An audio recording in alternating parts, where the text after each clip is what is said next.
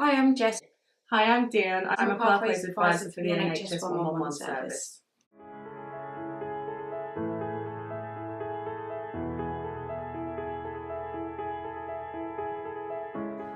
Are you ready? Are we ready? Got fresh cups of tea. Yep, you recorded? Yep. Got me fresh cup of Oh tea. my god, don't stop the camera. Oh, it's just steamed my glasses up. Can you guys just start by explaining what the NHS 111 service provides? Well, I think this is where a lot of people get confused, because during the day before 6:30 in the evening, it's known as an advice line. Right. So somebody will call up, say they think they've got a chest infection. We would triage what their symptoms are and tell them what needs to be done next. So whether it's go to a doctor or A&E, if it was in a bad situation, have an ambulance. After 6:30, it goes into what's known as the out of hours. So if they did need to see a doctor at that time or within the next 12 hours, we would put them through to the out of hours service.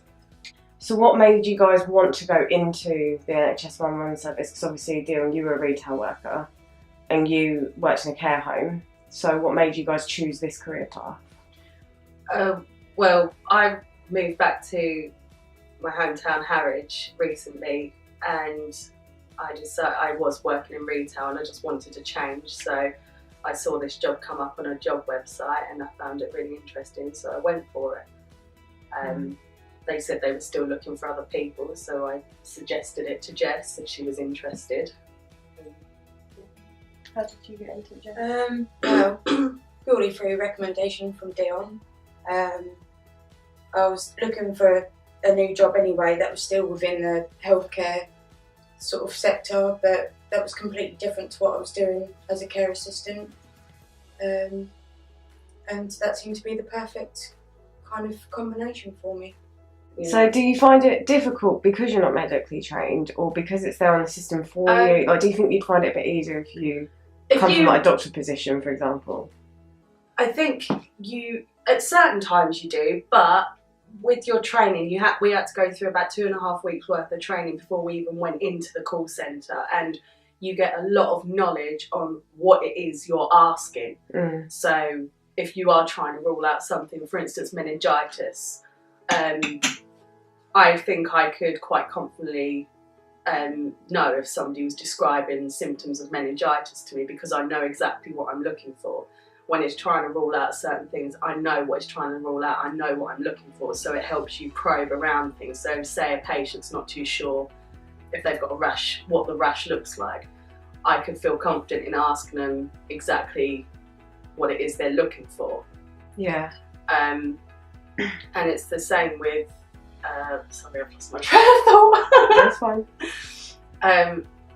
You also have throughout the course you've been, I mean, we've already had different training sections where it just gives you extra knowledge. You've got probing workshops, you've got workshops where it just gives you more knowledge of what you're asking, because they want us to feel confident in what we're asking the patient, so we can get the patient the best possible care. Not only that, the training workshops it's like a refresher for you. I mean, we haven't even been there for that long. Yeah. And a lot of the time, well, not a lot of the time, but some things do sort of slip your mind. Yeah. Like, and you think, well, I can't actually remember that now, because it's so intense, the training that we do, And you within that 2.5 week, and we cover so much. These things they do, it's perfectly normal. They do just slip out of your mind. So going to the sort of like the refreshers or like the training workshops and stuff like that just helps you to sort of like keep in it. Yeah. If you know what I mean. The trainers that are there as well, there's so good. Like, if you don't understand something, they want you to tell them. They want you to understand everything as much as possible. And if you're not quite sure on something, they will keep going and keep explaining things different ways until you do understand. So to get all this training, to know what you're doing, you're going to have a massive support system, because there's so many of you working there.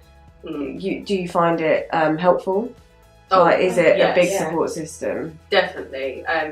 Every person that works there, you're allocated to a coach, and a manager. So you have like your line manager, your line coach, and the coaches are sort of a bit more advanced than us in the sense of if you're unsure, for instance, what pathway to go down, you can ring through to a coach and they would advise you on what's best to triage.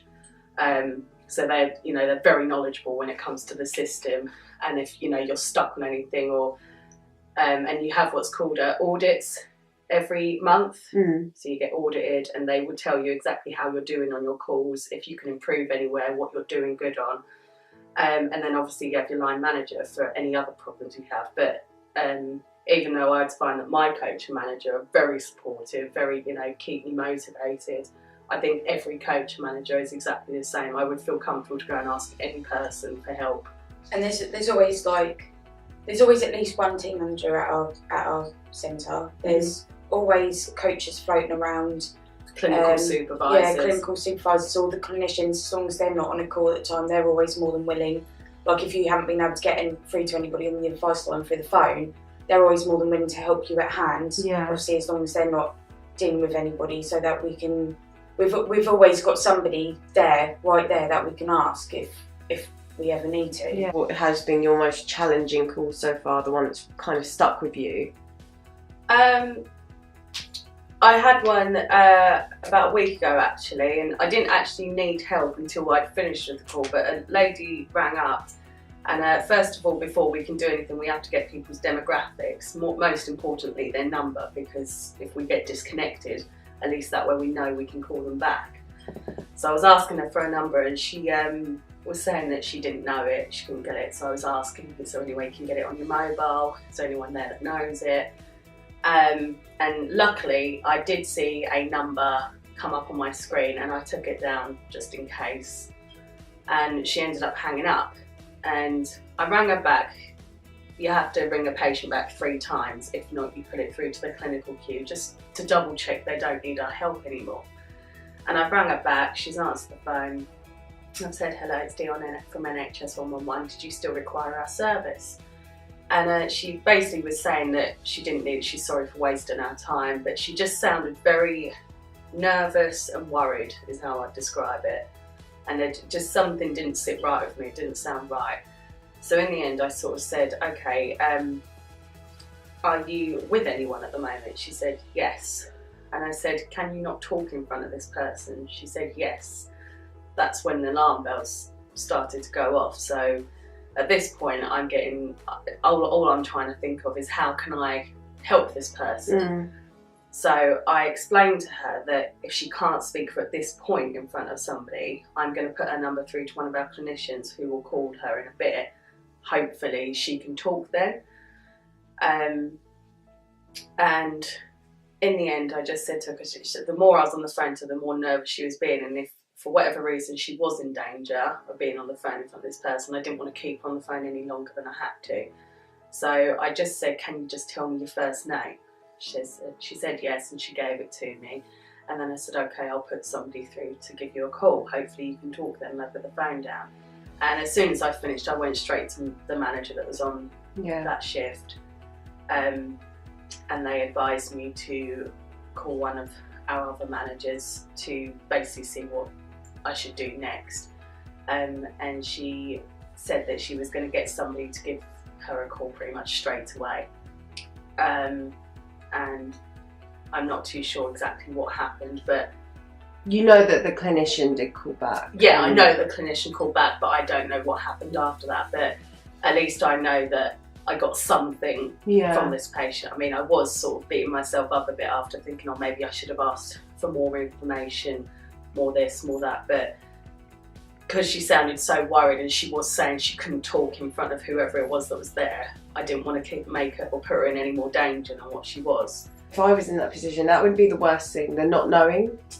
Because you've helped this person as much as you can help them, but then after you've stopped talking to them, it's completely out of your hands and you never speak to them again. Yeah. That would definitely, for me, be what I would struggle with the most, especially if it's a call like this. It does, and that was one call that, I mean, you know, Jess could see I was worried. It was one call that has stuck with me.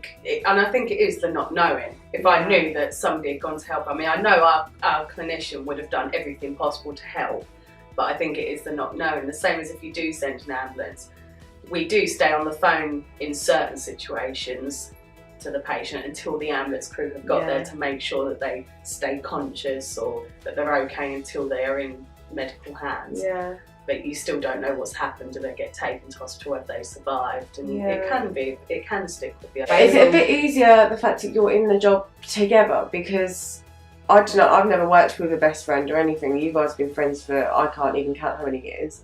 So does it like help to know that someone's there, especially with like our mum working there as well? Do you think like sometimes you can go over to her for 5 minutes if you have had a really stressful call or something like that? I think it's good in the sense of, like you said, we've known each other for so long, so we know how we'd react in certain situations or what we'd need to give ourselves a bit of a pick-me-up. Yeah. And it is nice to sort of, if we're trying to explain something, they would understand exactly what I mean because they do the job themselves. Yeah. If I was in your shoes, I think I would find it easier, especially with my mum working there. If I worked with mum like you do, if I had a stressful call, I'd definitely just want to go and give her a hug. A lot of people that work there with us, because a lot of people didn't realise that me and mum were mother and daughter, and they've said that, was that strange you working together? Is that a bit because I thought it would be at first. When you both did the job, I said, oh God, you live together, you work together, you're going to end up rowing all the time. No, it's fine. But the thing is, I mean, even though we do get to talk to people when we're in the call centre and all support each other, you know, I mean, half the time, I wouldn't say we sit together. No, half the time really. we're there because it always depends. You know, you don't get allocated seats. You go and you sit where there's a seat available. Yeah. So sometimes we'll sit next to each other. Sometimes we won't. If we want to have a chat, we can. If we don't, we don't. But it's not like we're in each other's faces all the time. Yeah. Even though we've known each other for and God knows how many years. Yeah. It's actually seeing a different side to the person that you think that you know. Oh really? Yeah, I would say that. How do you Because mean? I mean, a lot of people think, obviously not recently because just of everything that's gone on personally for me recently. Generally, people know me outside of work as a really bubbly, outspoken.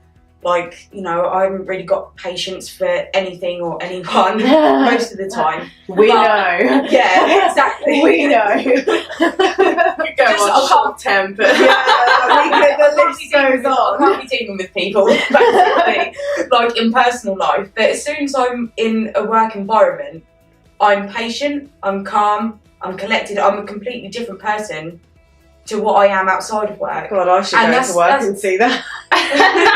That's the same for Dion as well. Like, I didn't realise really what she was capable of within a work environment. I said you do change into a different person. I think no matter what work you're in, especially a work like this, a job like this, but just for me working in hospitality, I change into I go really high pitched sometimes. So, you know, the phone voice. Yeah. And you say, hello, Maria here, blah, blah. And everyone has a phone. Your phone voice is annoying. Me and Jess always say, hi. Well, the patients have said nothing that I'm polite. Because they don't know you. A couple of weeks ago, I had a call from a lady and she phoned up because she had wrinkly legs.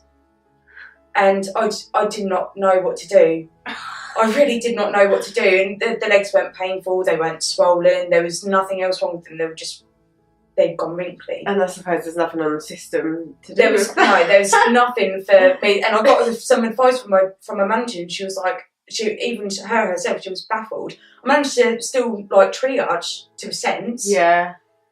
She was still willing to go through my questions and stuff like that. I don't think I've ever worked for a company that I feel so appreciated.